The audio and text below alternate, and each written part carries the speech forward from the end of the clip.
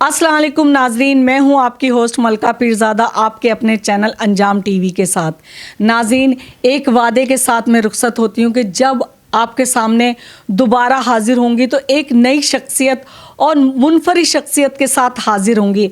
आज एक मुनफरिद शख्सियत हमारे साथ नहीं है, दो मुनफरिद शख्सियात हमारे साथ मौजूद हैं। हाँ, ये कोई आर्टिस्ट नहीं है, डायरेक्टर नहीं है, प्रोड्यूसर नहीं है, ये बिजनेसमैन लोग हैं, कराची से आए हैं, लाहौर। तो मैंने कहा क्यों ना फ़ायदा उठाया जाए इनसे, तो बिज़नेस के मुतालिक इनसे बात की जाए, कारोबारी लिहाज से इनसे बात की जाए। देखें ये क्या जवाब देते हैं। हमारे इस हाथ पे मौजूद हैं एडवोकेट रानी पीरज़ादा और हमारे इस हाथ पे मौजूद हैं रईस खान साहब। मैं पहला सवाल अपना रईस खान साहब से करूंगी। सबसे पहले तो मैं इन दोनों को खुशामदीद कहती हूँ। अस्सलाम वालेकुम। वालेकुम सलाम, कैसी हैं आप? ठीक हैं जी, मैं ठीक हूँ। हम अंजाम टीवी के सेट पे आपको खुशामदीद कहते हैं। जी, बहुत शुक्रिया आपको कि आज हम आपके मेहमान हैं। अस्सलाम वालेकुम मिस्टर रईस खान साहब, हम अपने चैनल पे आपको खुशामदीद कहते हैं। बहुत बहुत शुक्रिया आपका, और आपने वक्त निकाला। अंजाम टीवी ने हमारे को इस काबिल समझा कि आपने हमें इस प्रोग्राम में बुलाया अपने, और अपने स्टूडियो में बुलाकर हमारा इंटरव्यू लिया। सबसे पहले आपका शुक्रिया अदा करते हैं बहुत बहुत। कोई ऐसी बात नहीं। ये दोनों कारोबारी लिहाज से लाहौर आए हैं और किस लिए आए हैं इनकी ज़बानी सुनेंगे। नाजरीन, RRR international fruits and vegetables की इनकी एक कंपनी है। इस कंपनी के तहत ये बाहर मुल्कों में चीज़ें पहुँचाते हैं। नाजरीन, ये जो हैं इनकी जो कंपनी का नाम है RRR इंटरनेशनल, उसमें ये फ्रूट्स एंड वेजिटेबल्स बाहर मुल्कों में भेजते हैं कंटेनर के हिसाब से। चलिए इनसे तारुफ कराते हैं आपको। हाँ, मिस्टर रईस खान साहब।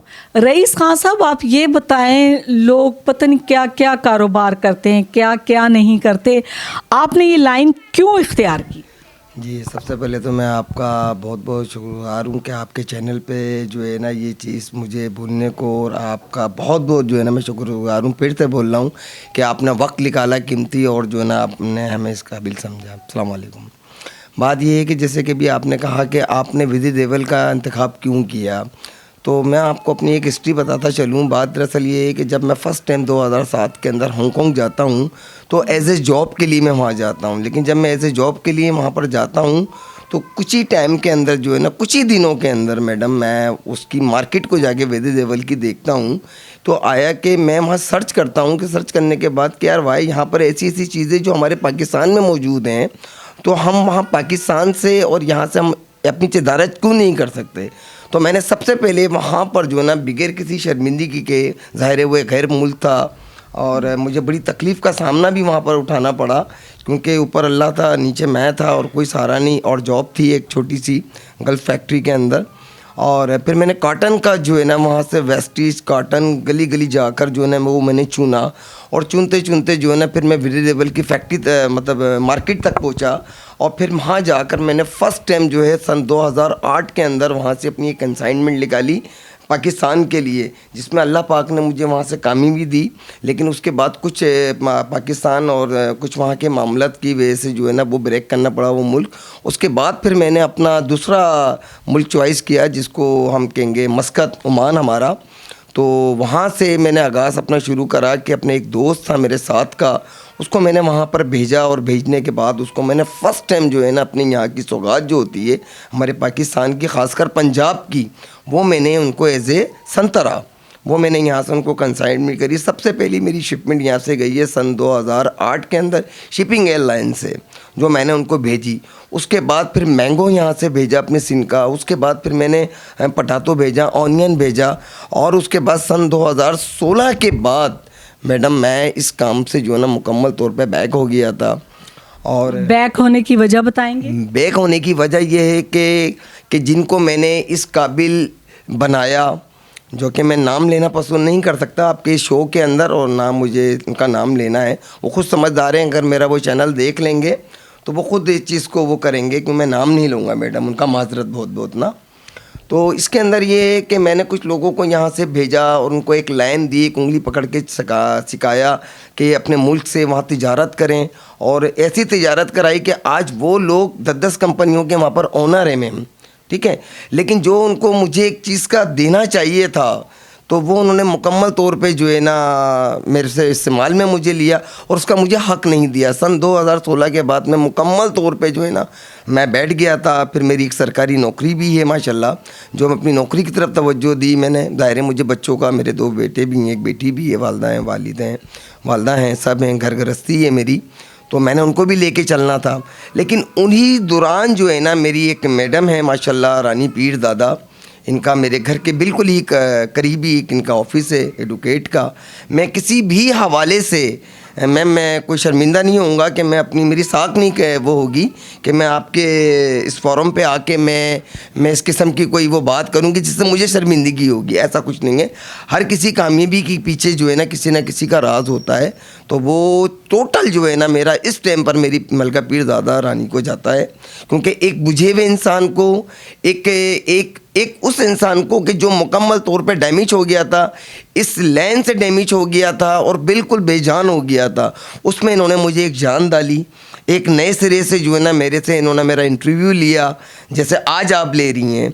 ज़ाहिर है इन्होंने भी मुझसे एक इंटरव्यू लिया था, लेकिन चैनल नहीं है इनका, लेकिन मुझसे इन्होंने एक इंटरव्यू लिया कि आपको क्या खिदमात हैं मुझसे। तो मैंने कहा मैम मेरे पास जो है ना एज ए इन्वेस्ट नहीं है, वो आप थोड़ा देखें। तो उन्होंने मेरा एक इन्वेस्टर भी मुझे हायर किया। मैंने कहा मेरे पास एक मोबाइल नहीं है। तो मैं फिर आपसे कह रहा हूँ कि मुझे कोई शर्मिंदगी नहीं है कि मैं ये सब चीज़ें बता रहा हूँ। इन्होंने आपका साथ दिया मुकम्मल तौर पे, एग्जिट, इसमें कोई दो राय नहीं है।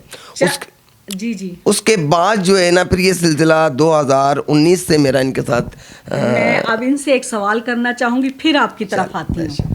अस्सलाम वालेकुम मैडम। जी, ये तो हमारे रईस भाई का बड़कपन है, वो मेरी इतनी तारीफ़ कर रहे हैं। तारीफ़ उस खुदा की जिसने हमें पैदा किया। बेशक वही ज़ात पाक है जो निज़ाम हस्ती चला रही है। ये एक मैटर को लेकर मेरे पास आए थे किसी का, तो फिर उनसे गुफ्तगू हुई। फिर उन्होंने अपने बारे में बताया कि मेरी मतलब गवर्नमेंट जॉब है सामने ही, और मैं आपका नेबर भी हूँ।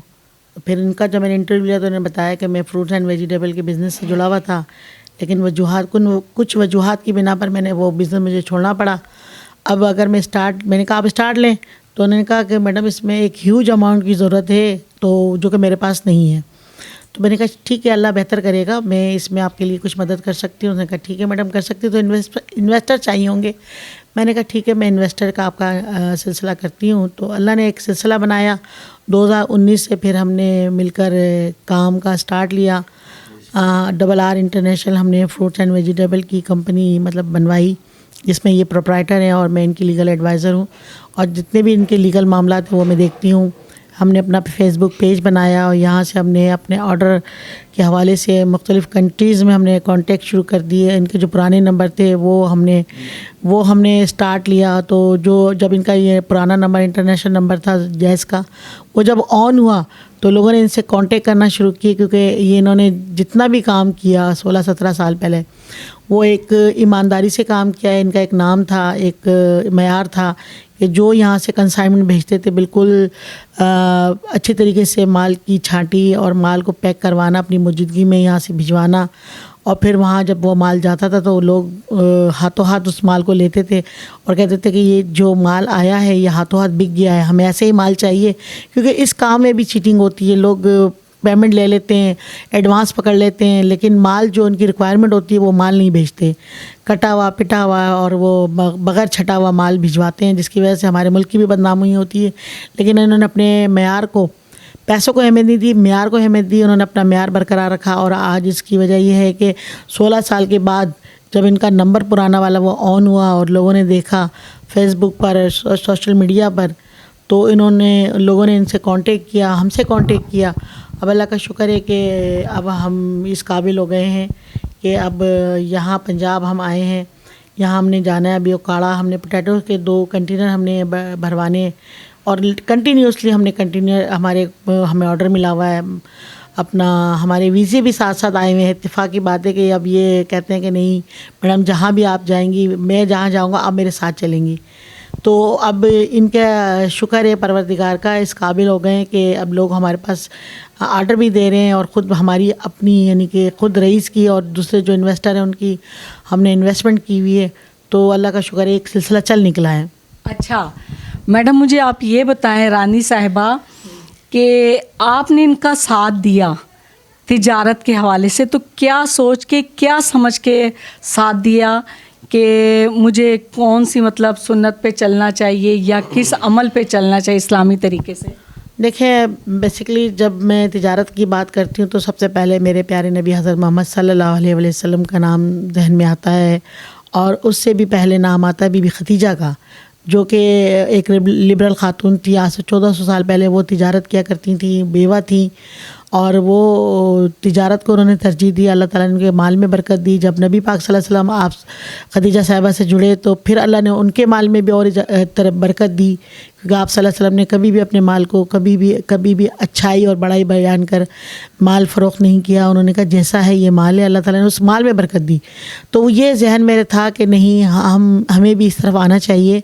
और मैं समझती हूँ मैं एडवोकेट के इस पाक मुक़द्दस पेशे से मुंसलिक हूँ, लेकिन मेरा दिल इस तरफ आया कि नहीं, मैं इन फ्यूचर अगर इनके साथ जुड़ती रहूँगी, देखूँगी कि मुझे समझ में आएगा तो फिर इंशाल्लाह। अभी तो मैं इनके साथ एज ए लीगल एडवाइज़र चल रही हूँ। आगे अल्लाह ने अगर मुझे हिम्मत दी तो फिर देखेंगे इस तरफ क्या करते हैं। अभी तो खैर मैं एज ए लीगल एडवाइज़र और इनकी मैनेजर हूँ, सारे मामलात में देखती हूँ, बाकी की सिस्टम ये खुद चला रहे होते हैं।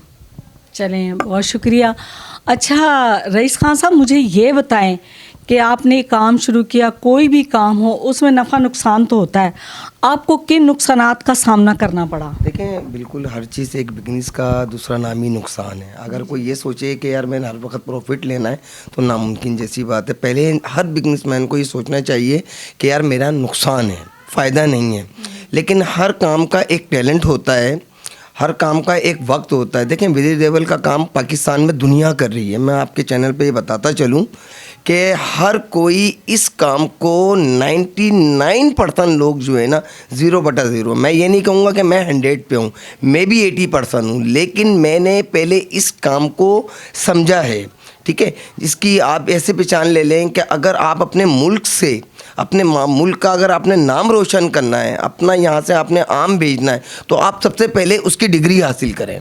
डिग्री कैसे हासिल कर सकते? डिग्री हासिल इसकी ऐसे करते हैं कि मैंगो के अंदर चाइनीज़ ज़ुबान के अंदर या इसके जो तालीम सर्टिफिकेट होते हैं उसको बताया जाता है कि यार एक आम है, इस आम में कीड़ा है। अच्छा, तो वो आपको कैसे पता लगेगा? आपने तो अपने मुल्क के वहाँ भेज दिया, तो वो आपको कैसे पता लगेगा? तो इसकी हमने मेहनत करी। इसका 6 महीने का कोर्स होता है, मैंने बाकायदगी के साथ वो किया। फिर इसी तरीके से आलू होता है। आलू आप एक अभी मैं सर्च करके आपके चैनल पे ही वाजे करके दिखा सकता हूँ कि 4 आलू आप उठाएं, उसमें सबसे छोटा आलू जिसको कहेंगे 80 ग्राम का, आप उसको ले लें। अब मैं आपसे एक ऐसी सवाल करता हूँ कि आप भी अपने घर का सौदा सरूद लेने के लिए जाती होंगी यकीनन मार्केट, तो आप सोचती होंगी कि नहीं मैं ठेले वाले से जो है ना मैं बड़े आलू ले लूँ। लेकिन आज आपके इस चैनल के उससे जो है ना मैं ये कहना चाहूँगा कि आप आज के बाद जो है ना इस बात को प्रैक्टिकल करके देख भी लीजिएगा कि चंद 4 आलू आप बड़े उठाइएगा, यानी कि पटाटो, और उसको बाल्टी में से निकाल के देखिएगा, उस पर एक वायरस होगा, जाल होगा उसके ऊपर। अच्छा। वो मुकम्मल तौर पे अल्लाह का दिया हुआ फल नहीं होगा, वो उसमें समझ लें कि केमिकल और उसमें ऐसे ऐसे लिक्विड डाल देते हैं कि जिसकी पैदावार अल्लाह पाक ने 90 महीने में रखी है, लेकिन ज़मींदार लोग जो हैं हमारे ही इसी पाकिस्तान के अंदर 6ठे महीने में उसको दे देते हैं। तो खुदारा उससे भी चैलेंज ना करें। नुकसान का दूसरा अजाला जो आपने बताया कि नुकसान और फ़ायदा, तो इस तरीके से नुकसानात होता है ज़मींदार को भी, ठीक है, और ले जाने वाले को भी। तो इसी तरीके से प्याज का है, आलू का है। हमारी एंट्री से अल्लाह का शुक्र है हमारे इस मुल्क में अल्लाह पाक ने वो सलाहियत दी है और वो चीज़ें दी हैं जिसको हम मतलब चीफ नहीं कर पाते हैं। हमें कहीं अमेरिका जाने की ज़रूरत नहीं है, कहीं हमें यूरोप जाने की ज़रूरत नहीं है। हमारा अमेरिका, यूरोप सब यहीं है, बाशर्त ये है कि इंसान उसको करने वाला हो। ठीक है, ये चीज़ आप अभी 2 दिन के बाद आप चलिएगा इंशाल्लाह, मैं आपके चैनल पे और ये आपके सामने मैं कह के जा रहा हूँ कि मैडम और मैं इंशाल्लाह मैं इनको हमेशा रानी नहीं कहता हूँ, मैडम थी हैं और ये मेरे लिए रहेंगी ताहयात इंशाल्लाह। क्योंकि देखें इंसान को कोई छोटा बड़ा नहीं हो जाता। आज मैं अगर आपके चैनल पे भी बैठा हूँ तो मुझे कोई शर्मिंदगी नहीं है। नहीं नहीं, शर्मिंदगी की बात ही नहीं है। मेहनत करने वाला जो है वो अल्लाह का दोस्त है। मैं बिल्कुल नहीं हूँ। मैं अपनी फैमिली के अंदर भी कि देखें, अल्लाह के बाद आप इनके लिए, सेहत के लिए दुआ करें। क्यों? क्योंकि मैं मुकम्मल तौर पे ज़ीरो पे हो गया था। आज जो हूँ मैं, मेरे कैंटीनर आ रहे हैं, मेरे जा रहे हैं, या मेरे वीज़े लग रहे हैं, वाई मैं किस वजह से? अल्लाह के बाद दूसरा सारा इनका था ना। मैं तो बैठ गया था, इस लाइन को ही मैंने छोड़ दिया था। इतनी नफ़रत, इतनी मुझे हीट हो गई थी, यहाँ के लोगों से नहीं, यहाँ के लोगों ने, यहाँ इस काम के सिस्टम से मुझे हो गई थी कि यार मैं इतनी ईमानदारी से, मैंने सर्टिफिकेट, आप दूसरे प्रोग्राम में मैं आऊँगा इंशाल्लाह। मेरे पास पोटैटो का, ऑनियन का, मैंगो का, और मेरे पास सारे सर्टिफिकेट मौजूद हैं। तो मैं उस हजरात से भी ये कहना चाहूँगा कि जो ये फ्रूट एंड वेजिटेबल का बिजनेस करते हैं, जो कहते हैं नुकसान हो गया, तो मैं नहीं समझता मैडम, आपके चैनल से मैं कहना चाहूँगा कि नुकसान क्यों होता है। आपकी अपनी गफलत है। मेरे समझ लें कि सन 2007 में जब मैंने पहली कंसाइनमेंट, आप बिलीव कीजिएगा कि जब मैंने भेजी है मस्कत, उसके बाद धूम मच गई कि ये लड़का कहाँ है। क्यों? क्योंकि मैंने बिल्कुल मुकम्मल तौर पे उसका नाप तोल, ग्राम, माल कैसा जाता है, कैसे नहीं जाता है, क्या ख़राब होगा। अब ये बताएं कि अगर मैं यहाँ से एक कैंटीन, मैं आपके चैनल से एक फिर कहना चाहूँगा कि 2-4 दिन के बाद आप आइएगा, मेरी कंपनी भी आइएगा, उकाड़ा के अंदर प्लांट भी आइएगा। मैं आपको ये जितनी बातें आपके चैनल पर कह रहा हूँ, ये मैं प्रूफ करके आपको दिखाऊँगा। बहुत से लोग चैनलों पे आके बड़ी बड़ी बातें कर जाते हैं कि हम ये हैं और वो हैं। नहीं, जो मैं आपसे कह रहा हूँ आपके चैनल पे, इंशाल्लाह 4 रोज़ के बाद मैं दोबारा मैं आपको इनवाइट करूँगा, आप आइएगा उकाड़ा। इंशाल्लाह पहली या 2 का मेरा कैंटीनर है, 2 कैंटीनर हैं मेरे पटातों के, और इंशाल्लाह ऑरेंज का जो है ना मेरा 8 तारीख का विसल है, ये मैं आपको करके दिखाऊँगा।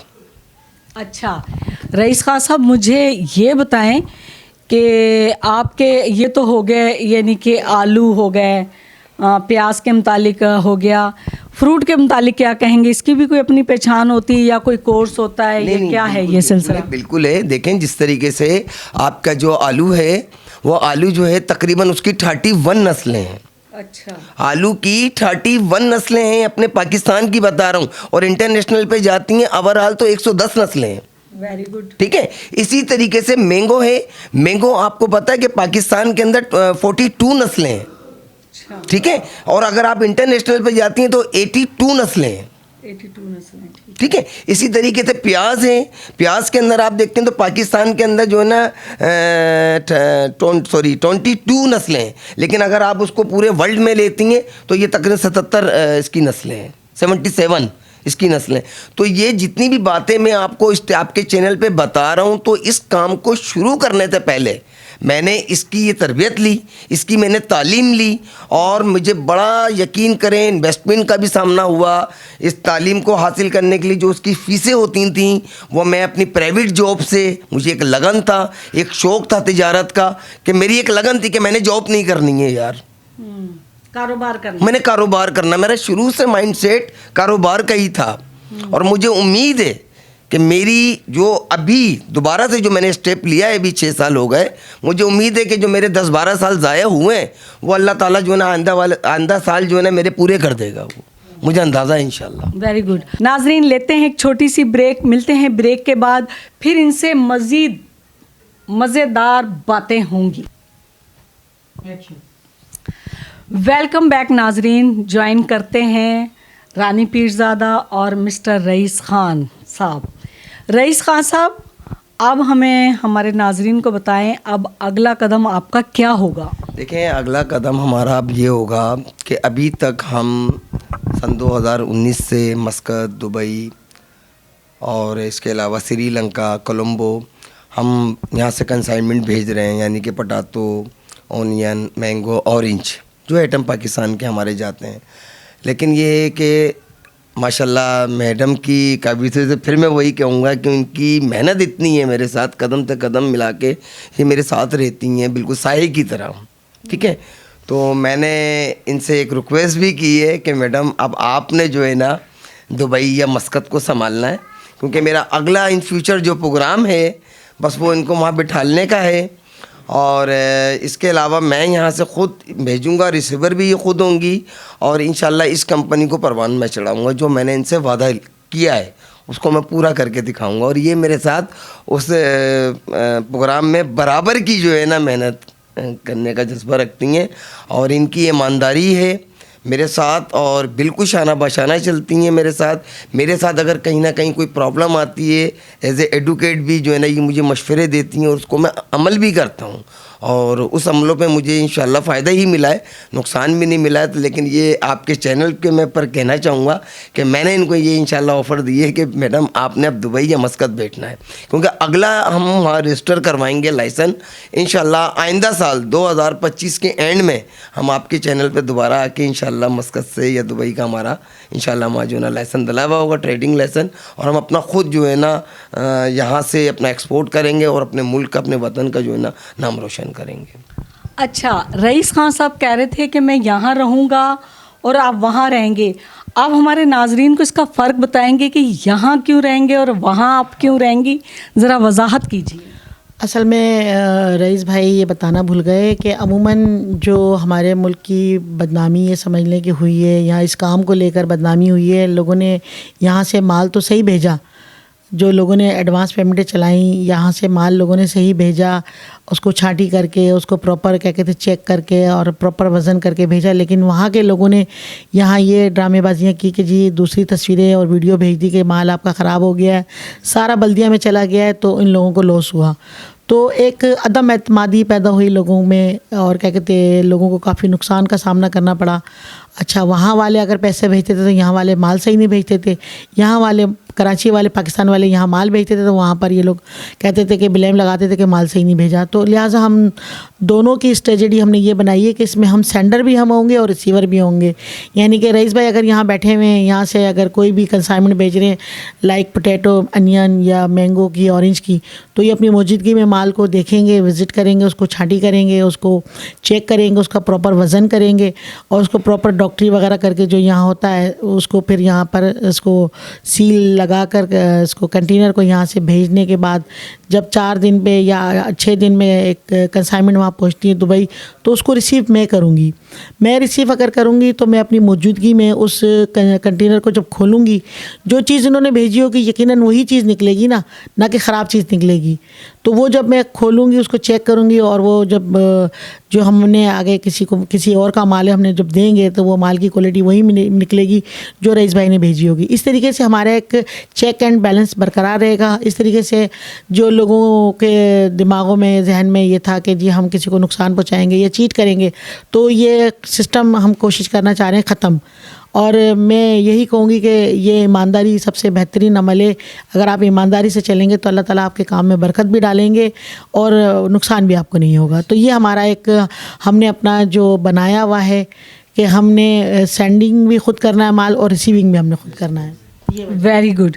अच्छा मिस्टर रईस खान साहब, आप मुझे ये बताएं कि अरब कंट्री में आपका ये अमल जारी व सारी है, तो यूरोप कंट्री में क्यों नहीं? देखें, इसकी मैं आपको एक चीज़ बताऊं। असल में बात ये है कि हर इंसान बिजनेस के अंदर जो है ना जो भी तिजारत करता है वो ये सोचता है कि यार मैं मुकम्मल तौर पे एक ही दिन में जो है ना इंटरनेशनल सतह पे चला जाऊं, तो वो रॉन्ग होता है, ऐसा नहीं होता है। मैंने आपसे कहा कि देखें कोई भी शख्स हो सीढ़ी बाई सीढ़ी चलेगा तो उसको अल्लाह भी कामयाबी देता है, ठीक है। तो अभी हमारे ये इस्लामी जो एंट्रियाँ हैं हम उसको कवर नहीं कर पाएंगे, तो ये बताएं कि हम स्विट्ज़रलैंड, अमेरिका, लंदन, तो वो तो बात की बात है। हमारे यहाँ के इतने ऑर्डर हो जाते हैं, जैसे कि आपके दुबई हो गया, आपका ईरान हो गया, आपका मलेशिया हो गया, आपका सऊदीया हो गया, आपका मस्कत हो गया, आप यहाँ की कंसाइनमेंट पूरी नहीं कर सकते, तो वो तो बाद में जाएंगे, खैर इंशाल्लाह वो भी अल्लाह पाक। लेकिन आप फर्स्ट हमारा दुबई के अंदर लाइसेंस का है RR इंटरनेशनल, इंशाल्लाह सन 2025 के अंदर रजिस्टर होने जा रहा है। इंशाल्लाह उसके बाद हम मस्कत के अंदर अपनी लाइसेंस डालेंगे, फिर सऊदीया में डालेंगे, स्टेप बाय स्टेप जाएंगे। लेकिन जिस एंट्री में भी जाएंगे ये हमारा सपना है कि हम अपना जो है ना लाइसेंस डालेंगे, अपनी रिसीवर भी खुद रखेंगे और आउटगोइंग इनकमिंग दोनों अपने हाथ में रखेंगे, ताकि हमारे मुल्क का, हमारे वतन का एक नाम ऊँचा रहे, ठीक है ना। और मैं आपके चैनल से एक तवज्जो से एक बात ज़रूर कहना चाहूँगा उन भाइयों को, अपने पाकिस्तानी ख़ासकर भाइयों को, कि देखें इस चैनल पे आने का और मुझे बताने का कोई ये ना समझे कि यार ये अपनी बड़ाइयाँ कर, नहीं। देखें हर इंसान में कहीं ना कोई खामी होती है, ठीक है, 5 उंगलियां बराबर नहीं होती हैं मैडम, ठीक है। लेकिन खुदारा किसी से भी इंटरनेशनल सतह के ऊपर कोई डील करें तो ये सोचें कि एक आप पाकिस्तानी हैं, ठीक है, उसको म्यार के मुताबिक अपना माल दें, म्यार के मुताबिक उसकी अगर कोई पेमेंट आपके पास एडवांस आई हुई है उसके मुताबिक उसको दें।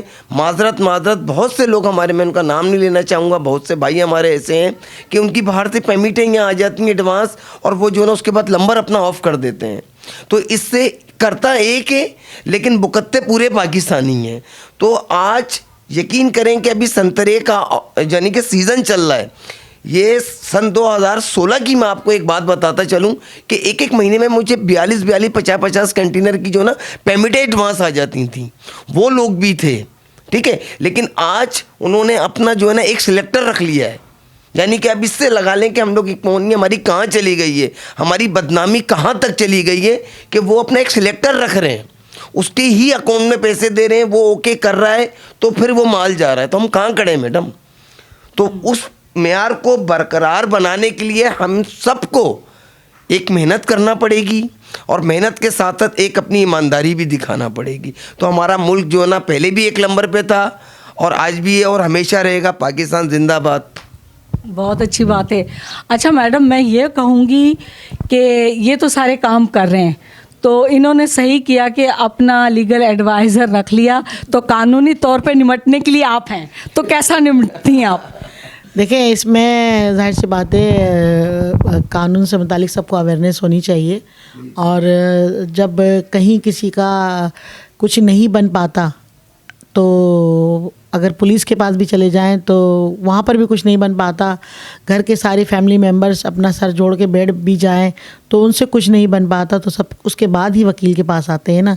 फिर वकील अपनी कानूनी महारत और अपनी दूरअंदेशी से और कानून की जो उन्होंने किताबें पढ़ी होती हैं उसके हवाले से वो फिर अपने क्लाइंट को मुतमईन करते हैं कि नहीं इंशाल्लाह ताला कि अब हम आपके साथ जो भी होगा आपका मामला सही करके देंगे। तो लीगल एडवाइज़र बनना भी बड़ी बात होती है कि किसी को लीगल अच्छा मशवरा देना भी एक सुन्नत है। अगर आप किसी को अच्छा मशवरा देते हैं और उसने उस पर अमल किया तो आपके भी दर्जात में इजाफ़ा होगा और आपके लिए भी दुआओं का एक सिलसिला लग जाता है, क्योंकि अगर वो पार हो गया तो वो उसके दिल से दुआ निकलेगी। और अगर आपने मशवरा ही अच्छा नहीं दिया तो अगर वो बेचारा उसका बेड़ा गर्क होगा तो उसके दिल से बददुआएं ही निकलेंगी। तो लिहाजा एक मुक़द्दस पेशे से मुंसलिक हैं हम। तो लीगल एडवाइज़र हर शोबे में होते हैं, हर फैक्ट्री में, हर कंपनी में लीगल एडवाइज़र होते हैं जो उनको लीगल एडवाइस करते हैं। तो मेरी खुशनसीबी है कि मैं RR international fruits and vegetable की लीगल एडवाइज़र प्लस मैनेजर हूँ। ये सारे मामला देखती हूँ। ये रईस भाई की बड़ी करम नवाजी है कि मुझे इतनी भारी जिम्मेदारियाँ दी हुई हैं और अपने साथ साथ लेके चलते हैं। बहुत शुक्रिया रईस भाई आपका। अच्छा रईस साहब, आखिर में हमारे अंजाम टीवी के तवज्जुह से कोई पैगाम नाजरीन को देना चाहें आप? देखिए, मैं आपके इस चैनल से मुकम्मल फ़ायदा उठाऊंगा और मैं आपके पंजाब में आया हुआ हूँ। मेरे लिए एक बहुत खुशनसीबी की बात है कि मैं आपके पंजाब में आया हुआ हूँ, ठीक है। और मेरा तकरीबन जितना भी काम होता है वो पंजाब में ही होता है, चाहे वो आलू हो, आपके ही पंजाब में ज़ाहिर है मैडम, आप भी पंजाब की हैं, ठीक है। तो लिहाजा ये है कि बस मैं एक यही पैगाम देना चाहूँगा कि ईमानदारी के साथ काम करें सब और अपने मुल्क का नाम रोशन करें, बस। Very good. मैडम, आप कोई अंजाम टीवी के तवज्जुह से कोई पैगाम देना चाहें? जी, मैं रईस भाई की बात को ऑन करते हुए यही कहूँगी कि हमारा मुल्क आज 25 दिसंबर है और बानी पाकिस्तान हज़रत कायद अज़म मोहम्मद अली जिन्ना की आज पैदाइश का दिन है, जिनकी अनथक मेहनत और काविशों की वजह से हमारा मुल्क कुर्रा अर्ज़ पर वजूद में आया। तो बहुत कुर्बानियों के बाद हमने ये मुल्क हासिल किया है। तो लिहाजा अपने मुल्क की कदर करें, अपने मुल्क का नाम रोशन करें, और मुल्क से बाहर अगर हम जा रहे हैं तो अपनी एक मतलब बात से, अपनी एक हरकत से पाकिस्तानी होने का सबूत दें, ना कि ये कहें कि जनाब ये कौन लोग उठ कर आ गए और कहाँ से उठ कर आ गए। तो मैं यही कहूँगी कि पाकिस्तान, अल्लाह ताला रहती दुनिया तक पाकिस्तान को कायम व दायम रखे, और हमें अपने मुल्क का नाम रोशन करना है, मुल्क में भी रहते हुए और मुल्क से बाहर जाकर भी, चाहे वो कोई सा भी शोबा हो, तिजारत का हो, वकालत का हो और मेडिकल के हवाले से हो, किसी भी शोबे से हो, तो लोग ये हमें सल्यूट करें ना कि कुछ हमें मतलब ब्लेम लगाएं कि ये पाकिस्तानी है। लोग हमें सल्यूट करें कि वाकई ये पाकिस्तानी है। अपने मुल्क का नाम रोशन करें ईमानदारी से, खुददारी से, मेहनत से, लगन से, और अपनी अपनी ज़ात से किसी को तकलीफ़ ना दें। बहुत शुक्रिया। देखा नाजरीन, दोनों की बातें कितनी खूबसूरत थीं और हम दोनों के शुक्रगुजार हैं कि उन्होंने हमारे चैनल के लिए टाइम निकाला। बिज़नेस वाले लोग हैं। आप दोनों की तशरीफ़ आवरी का बहुत बहुत शुक्रिया। नाजरीन, इजाज़त चाहूँगी। अल्लाह हाफिज़।